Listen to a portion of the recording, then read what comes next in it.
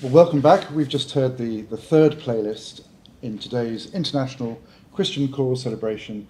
Delighted to be joined here on our listening panel table by Titus and Andrew and Sonia, and now by Dr. Aqua Hastings, who's joining us. Aqua, would you like the first word on what we've just heard? Sure. It's been an absolute pleasure to be immersed in sacred music for an extended period of time, and the quality of these performances are just breathtaking.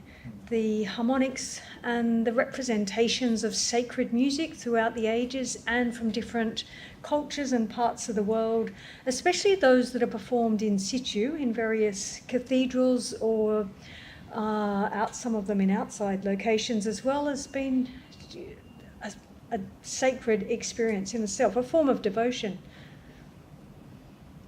Thank you. Actually, the one thing that really struck me was the text of, I think it was Psalm 42 in the presumably Afrikaans version, and it was, when the enemy attacks, I will still be worshipping God, or something like that. Yeah, I saw that line. I thought that was very appropriate. That did not escape me. It's just interesting the treatment of the last piece. I think it represents the other pieces on this particular playlist. Whoever has put the visual part of that part together, and it sort of, to me, gave a little bit. It was like a little glimpse of how does a composer go around, obviously with massive amounts of talent, but how do they go around putting 40 different parts in unison in different parts, and you see the way that they've tried to visually, whoever put that together in the different, I suppose it's 5 groupings of the 8 voices, the way those voices combine and then go off in different directions.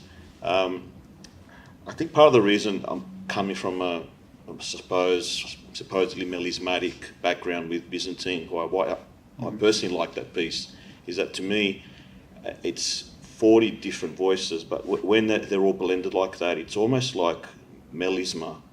Mm-hmm. It's an unusual sort of definition in my mind. It's sort of, instead of one voice doing many different things, you've got 40 different voices doing different things, but the whole pattern of it is like, it almost comes across melismatic as well. I can't explain it. That's extremely interesting.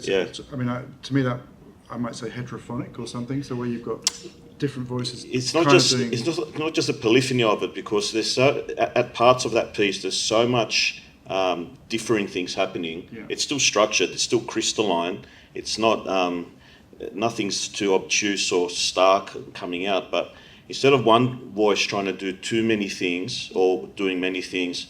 And there's many ways across the Byzantine way it happens, from Greek Orthodox to an Oriental Orthodox to that Middle East that we had in the last playlist. But that piece, it's sort of, it's like, how can 40 different people be put together with the music to make it sound like there's a lot of things happening, but it's controlled and structured. And each one of those lines in themselves, if you were to isolate it, say you had a 40-part concert, isolate one of those voices, it wouldn't really sound like anything fantastic is happening. But they've all been done in such a way, it's like an interior sort of. When you look at the visualization of that on that clip there, it's like you see a little bit, like a little glimpse into the composer's mindset, how they're doing that without, having to have any professional sort of background into reading music or, Yeah. Distributed. Yeah. Yeah.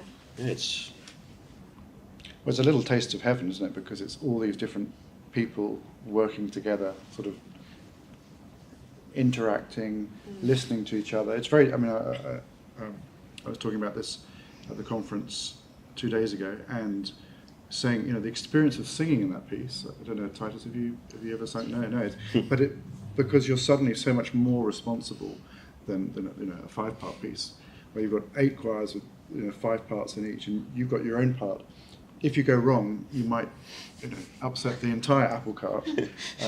But when it's right, it's just this incredible feeling of exhilaration, as well as that sort of slightly terrifying responsibility, which makes it, I just think that piece and anything like it is a fantastic model of the church, of us as you know, Yes.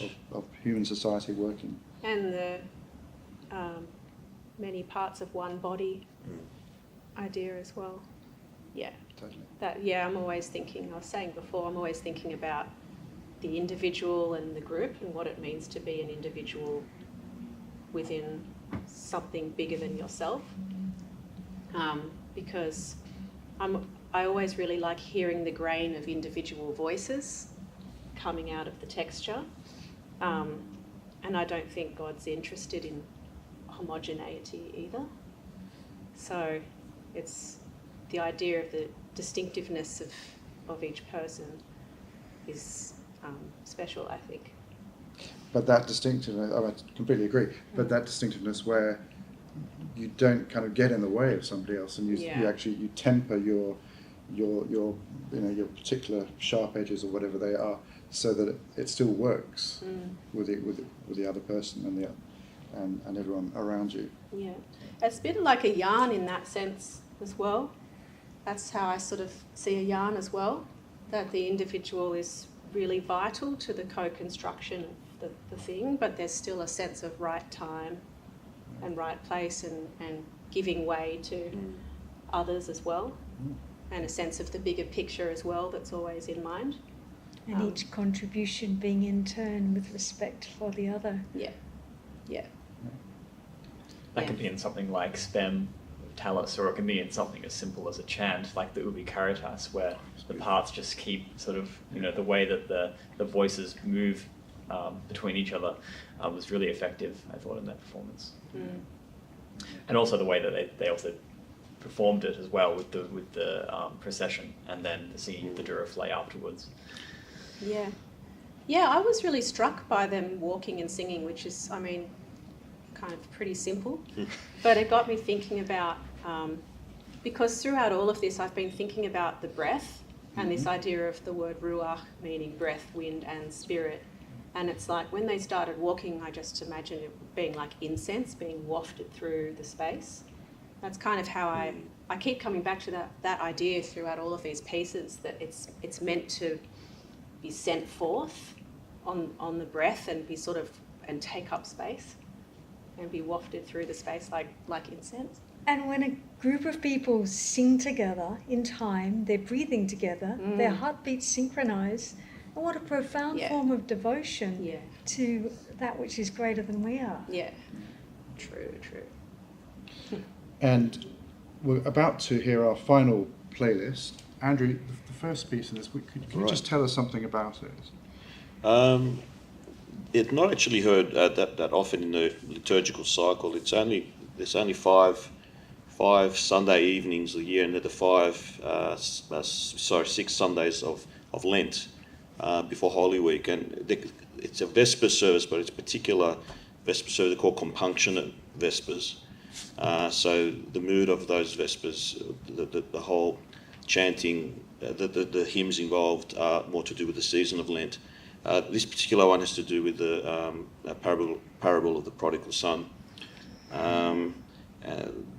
It's only encountered in this service, and in this form that it's been chanted, the composition, it's like a bridge. It's 18th century Byzantine composition out of the main cathedral that basically, I suppose, was vouchsafed to save the ongoing Byzantine music tradition through the fall of the Eastern Roman Empire, the Byzantine Empire. Yeah, and it's like a little bit of a bridge between what sort of is out there now on a weekly basis in Greek Orthodox worship, and what used to be before pre-1453. So longer lines, but you get a glimpse of all the different modes and scales that are used in Byzantine church music. Yeah. Thank you. Yeah. And here it is.